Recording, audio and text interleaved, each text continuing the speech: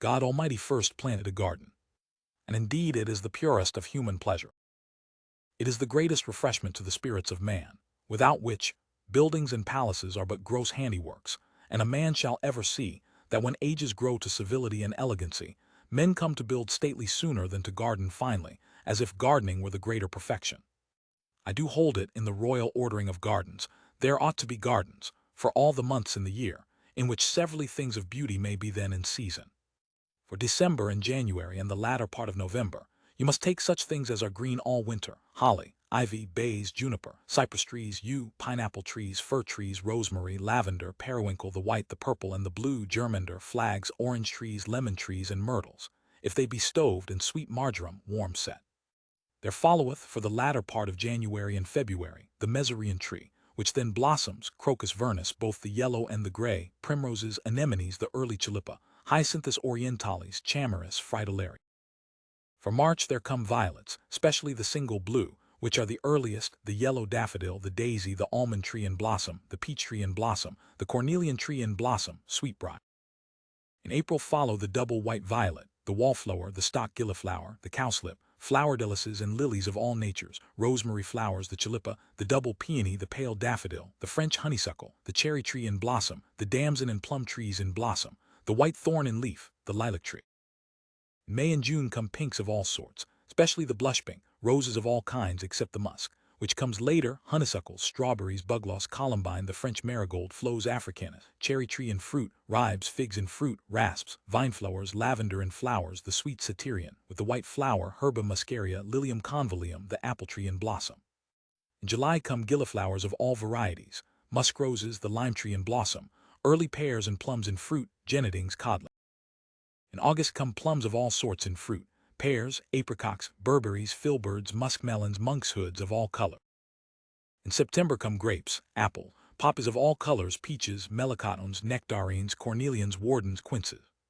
In October and the beginning of November come services, medlars, bullaces, roses cut or removed to come late, hollyhocks and such like. These particulars are for the climate of London, but my meaning is perceived, that you may have ver perpetuum, as the place affords. And because the breath of flowers is far sweeter in the air, where it comes and goes like the warbling of music, than in the hand, therefore nothing is more fit for that delight, than to know what be the flowers and plants that do best perfume the air. Roses, damask and red, are fast flowers of their smells, so that you may walk by a whole row of them and find nothing of their sweetness, yea though it be in a morning's dew. Bays likewise yield no smell as they grow. Rosemary little, nor sweet marjoram. That which above all others yields the sweetest smell in the air is the violet, specially the white double violet, which comes twice a year, about the middle of April and about Bartholomew tide. Next to that is the musk rose. Then the strawberry leaves dying, which yield a most excellent cordial smell. Then the flower of vines, it is a little dust, like the dust of a bent, which grows upon the cluster in the first coming forth. Then sweetbriar. Then wallflowers, which are very delightful to be set under a parlor or lower chamber window. Then pinks and gilliflowers, especially the matted pink and clove gilliflower. Then the flowers of the lime tree.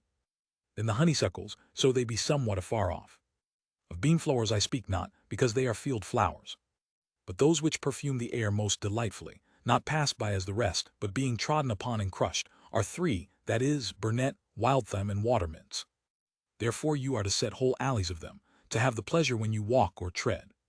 For gardens, speaking of those which are indeed prince-like, as we have done of buildings, the contents ought not well to be under 30 acres of ground, and to be divided into 3 parts, a green in the entrance, a heath or desert in the going forth, and the main garden in the midst, besides alleys on both sides. And I like well that 4 acres of ground be assigned to the green, 6 to the heath, 4 and 4 to either side, and 12 to the main garden. The green hath 2 pleasures: the one, because nothing is more pleasant to the eye than green grass kept finely shorn; the other, because it will give you a fair alley in the midst, by which you may go in front upon a stately hedge, which is to enclose the garden. But because the alley will be long, and in great heat of the year or day, you ought not to buy the shade in the garden, by going in the sun through the green.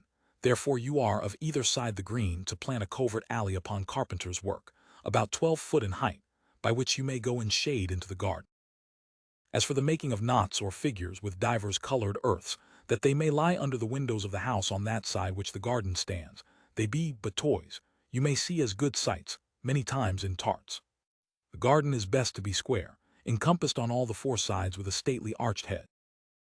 The arch is to be upon pillars of carpenter's work, of some 10 foot high and 6 foot broad, and the spaces between of the same dimension with the breadth of the arch.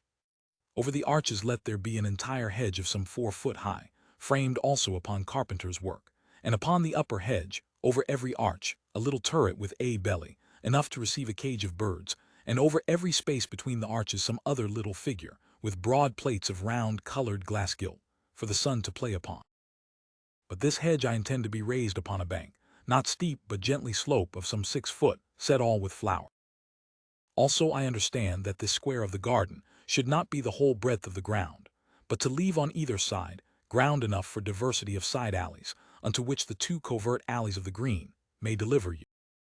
But there must be no alleys with hedges at either end of this great enclosure, not at the hither end, for letting your prospect upon this fair hedge from the green, nor at the further end, for letting your prospect from the hedge, through the arches upon the heath. For the ordering of the ground within the great hedge, I leave it to variety of device, advising nevertheless, that whatsoever form you cast it into first, it be not too busy or full of work. Wherein I, for my part, do not like images cut out in juniper or other garden stuff, they be for children.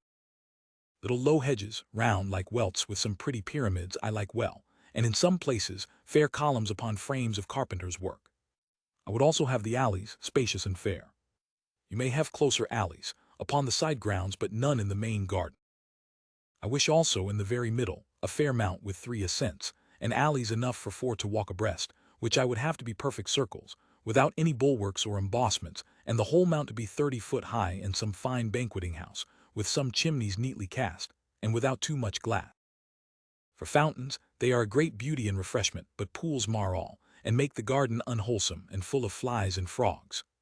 Fountains I intend to be of 2 natures, the one that sprinkleth or spouteth water, the other a fair receipt of water, of some 30 or 40 foot square, but without fish or slime or mud. For the first, the ornaments of images gilt, or of marble, which are in use, do well, but the main matter is so to convey the water, as it never stay, either in the bowls or in the cistern, that the water be never by rest discolored, green or red or the like, or gather any mossiness or putrefaction. Besides that, it is to be cleansed every day by the hand. Also some steps up to it, and some fine pavement about it doth well. As for the other kind of fountain, which we may call a bathing pool, it may admit much curiosity and beauty, wherewith we will not trouble ourselves, as that the bottom be finely paved, and with images, the sides likewise, and withal embellished with colored glass, and such things of luster, encompassed also with fine rails of low statuette. But the main point is the same which we mentioned in the former kind of fountain, which is, that the water be in perpetual motion, fed by a water higher than the pool, and delivered into it by fair spouts, and then discharged away underground by some equality of bores, that it stay little. And for fine devices of arching water without spilling, and making it rise in several forms of feathers, drinking glasses, canopies, and the like, they be pretty things to look on, but nothing to health and sweetness. For the heath, which was the third part of our plot, I wish it to be framed, as much as may be, to a natural wildness. Trees I would have none in it, but some thickets made only of sweet briar and honeysuckle, and some wild vine amongst, and the ground set with violets, strawberries, and primroses. For these are sweet and prosper in the shade. And these to be in the heath here and there, not in any order. I like also little heaps in the nature of mole hills, such as are in wild heaths, to be set, some with wild thyme, some with pink, some with germander that gives a good flower to the eye, some with periwinkle, some with violets, some with strawberries, some with cowslips, some with daisies, some with red roses, some with lilium convolvulum, some with sweet william's red, some with bear's foot, and the like low flowers, being withal sweet and sightly. Part of which heaps are to be with standards of little bushes pricked upon their top, and part without. The standards to be roses, juniper, holly, berberries, but here and there, because of the smell of their blossoms, red currants, gooseberries, rosemary, bays, sweetbriar, and such like. But these standards to be kept with cutting, that they grow not out of course. For the side grounds, you are to fill them with variety of alleys, private, to give a full shade, some of them wheresoever the sun be. You are to frame some of them likewise for shelter, that when the wind blows sharp you may walk as in a gallery. And those alleys must be likewise hedged at both ends, to keep out the wind, and these closer alleys must be ever finely gravelled, and no grass, because of going wet. In many of these alleys, likewise, you are to set fruit trees of all sorts, as well upon the walls as in ranges. And this would be generally observed, that the borders wherein you plant your fruit trees be fair and large and low, and not steep, and set with fine flowers but thin and sparingly, lest they deceive the tree. At the end of both the side grounds, I would have a mount of some pretty height, leaving the wall of the enclosure breast high, to look abroad into the fields. For the main garden I do not deny, but there should be some fair alleys ranged on both sides, with fruit trees and some pretty tufts of fruit trees, and arbors with seats, set in some decent order, but these to be by no means set too thick, but to leave the main garden so as it be not close, but the air open and free. For as for shade, I would have you rest upon the alleys of the side grounds, there to walk if you be disposed in the heat of the year or day, but to make account that the main garden is for the more temperate parts of the year, and in the heat of summer for the morning and the evening or overcast day. For aviaries I like them not, except they be of that largeness as they may be turfed, and have living plants and bushes set in them, that the birds may have more scope, and natural nesting, and that no foulness appear in the floor of the aviary. So I have made a platform of a princely garden, partly by precept, partly by drawing not a model, but some general lines of it, and in this I have spared for no cost. But it is nothing for great princes, that for the most part taking advice with workmen, with no less cost set their things together, and sometimes add statuas and such things for state and magnificence, but nothing to the true pleasure of a garden.